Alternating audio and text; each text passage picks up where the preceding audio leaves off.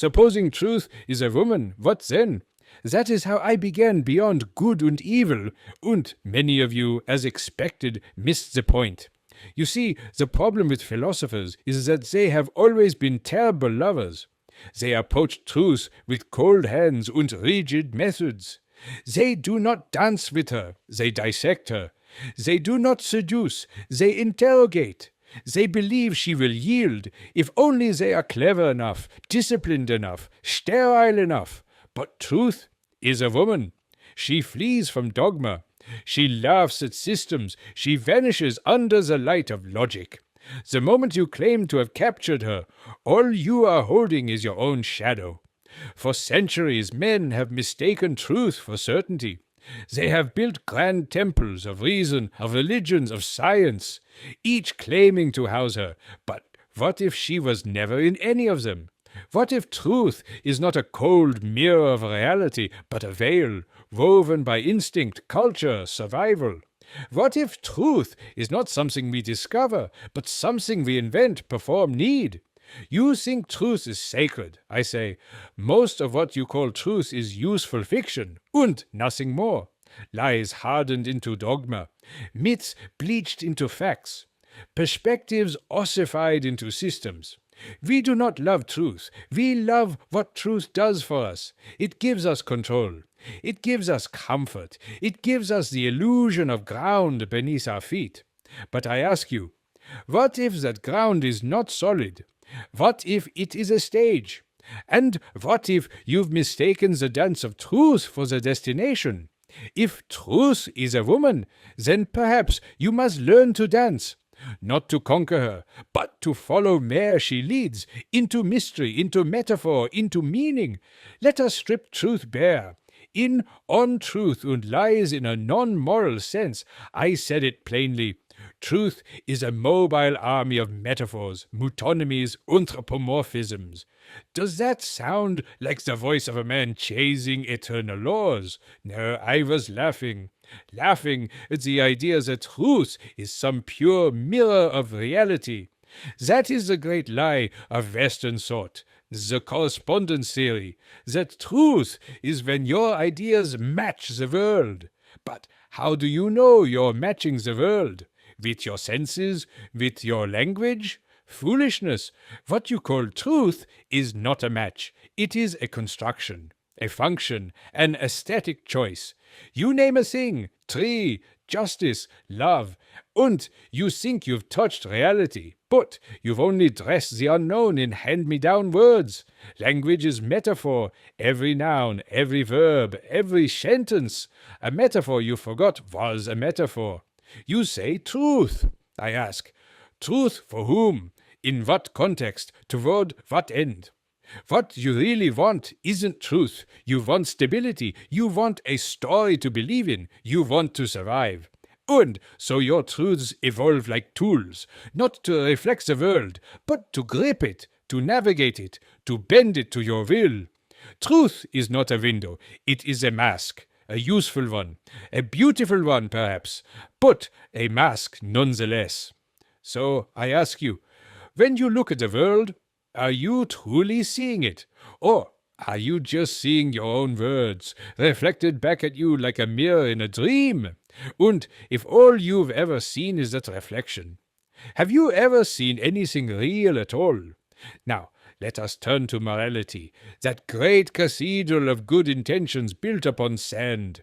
You believe morality is universal, eternal, divine.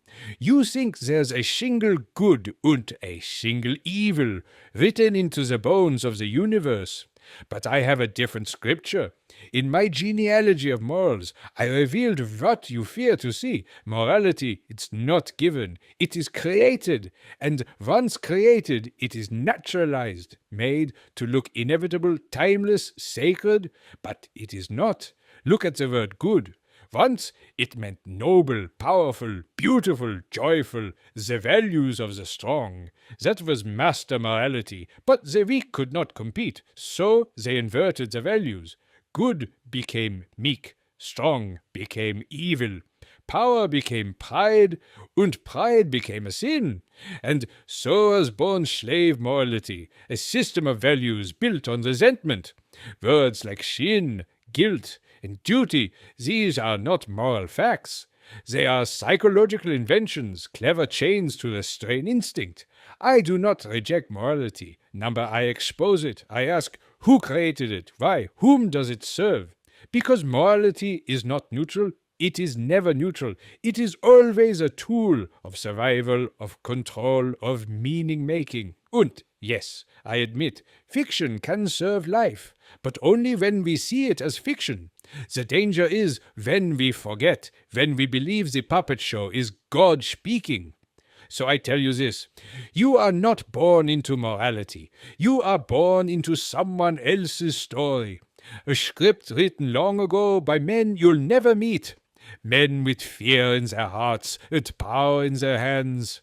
The question is, will you keep acting in their play? Or will you write your own lines and call them yours? Now, we aim our hammer at the high priests of reason, the unnamed philosophers. You think they are seekers of truth? I say, they are storytellers, and most don't even know it. In Beyond Good and Evil, I told you plainly, every great philosophy is the confession of its author. Confession, not discovery. They build vast systems, walls of logic, towers of ethics, and at the center, their instincts, their desires, their fears.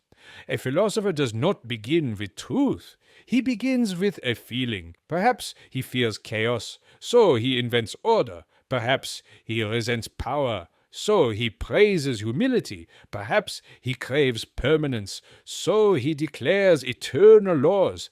And then he hides his instinct behind reason. These are the prejudices of philosophers. Their logic is lipstick. Their arguments are armor. Their systems, myths wearing the mask of mass. Even your sacred categories, cause and effect, identity, time, substance, these are not facts. They are habits. They are human needs projected onto the world like shadows on a cave wall. We wanted predictability, so we declared causality. We wanted comfort, so we declared reason supreme. We wanted to matter, so we declared man the measure of all things. Do you see the trick? The philosopher pretends to describe reality, but he's really justifying a life. He's not a neutral observer. He's a myth-maker in denial. So I ask you, when you read a philosopher, don't ask, is this true? Ask, what does this man need to believe to live with himself? And then you'll know what kind of soul you're dealing with. And now we come to the altar of the modern age, science. You kneel before it. You call it neutral. You call it divine. But I do not kneel. Science is not the enemy, but it is also not your savior. It claims objectivity. It claims to uncover what is. But I say, it only uncovers what we are willing to see. Science, like philosophy, is not free from the human stain. It is rooted in our needs. The need for predictability, the hunger for control, the terror of chaos, dressed in the right coat of calm. Behind the microscope stands a trembling soul looking for certainty. Behind the equation is a will, not to truth, but to power. Even your most basic axiom, A equals A, the law of identity, is not a truth. It is a decision, a tool, an agreement among trembling apes to stop the spinning of the world. Do you think reality agrees? Do you think the universe cares about your categories? The world does not speak in numbers. It screams in becoming, in contradiction, in flux. So when I say science is a fable, useful, but still a fable, I do not mean worthless. I mean stop worshipping it, use it, but do not pretend it has no bias, no origin, no purpose beyond survival, because science does not reveal what is. It reveals what we need to believe to keep from falling apart. And if that's not a fable, tell me what is. Let us pause. Enough of systems and gods, of philosophers and scientists. Now, I turn to you. Let me ask, When has truth not served you? When did being honest feel more like a knife than a light? Have you ever told the truth, not to liberate but to wound? Have you ever received the truth, not as clarity, but as punishment? We love to say truth matters, but often it's a mask. Behind it, cruelty, control, fear. Think back. When did someone call you selfish for wanting freedom? Was that truth or control? When did you say, I'm just being honest, when really you wanted to hurt? When did a belief about what's right keep you small, obedient, safe? These are not rhetorical questions. They are mirrors. Ask yourself, what truths did you inherit? Who taught you how to define success? Who told you what love is supposed to feel like? Who gave you your God, your guilt, your goals? And did you ever stop to ask, was this truth? Or was it just what worked for them? We are born into other people's truths. We carry them like debts we never chose. Now is the time to examine the price you've paid. Not all truth is yours, and not all truth is worth keeping. Now that we have questioned what truths you inherited, let me ask something even more dangerous. What kind of truth do you want? Do you want a truth that explains, or a truth that liberates? Do you crave a comforting illusion, a warm lie to tuck you in at night? Or do you dare to want dangerous clarity? Be honest with yourself. You say you want the truth, but truth, when it arrives, is often unwelcome. It burns, it shatters, it unmasks. And so most people choose comfort. They baptize their habits, they canonize their fears. But I say to you, truth is not sacred, it is strategic. It is a tool, a weapon, an aesthetic decision carved from will. In Twilight of the Idols, I told you, the value of truth must be tested. Not assumed, not worshipped, tested. Ask, does this truth make me stronger or smaller? Does it sharpen my will or dull it? Does it lead me into fire or into sleep? Because truth is not something you find beneath a rock. It is something you choose, and something you risk everything to live by. So again, what kind of truth do you want? The one that makes sense, or the one that makes you? Stop seeking truth. I mean it. You wander through books, temples, and laboratories, hoping to find truth, as if it were buried treasure waiting to be unearthed by the clever or the faithful. But truth is not found. It is forged. It is a hammer blow, not a revelation. This is my call. Do not seek truth. Create meaning. What you call truth is nothing but form imposed on flux, a pattern carved into the chaos by a forceful will. This is not nihilism. This is freedom. You were told that without absolute truth you would collapse. But I say, without absolute truth you can finally stand. You can become the creator. The Übermensch does not inherit values. He writes them. He does not wait for commandments. He commands. He does not beg for purpose. He builds it. This is the will to power, not to dominate others, but to shape the world through meaning. When you stop asking, what is true, and start asking, what truth do I want to live into existence? Then you are no longer a servant. You are a creator of values, a god, not in heaven, but in act, in style, in flame. To live without illusion is not to despair. It is to rise, unaided, unafraid, unapologetically responsible for your reality. Now we come to the end and the beginning. Because I am not asking you to adopt my truth. I am demanding that you forge your own. Every truth you live by should bear the mark of your struggle, your will, your aesthetic. If it is clean, polite, and borrowed, it is not truth. It is a costume. If your beliefs are sterile, they are not yours.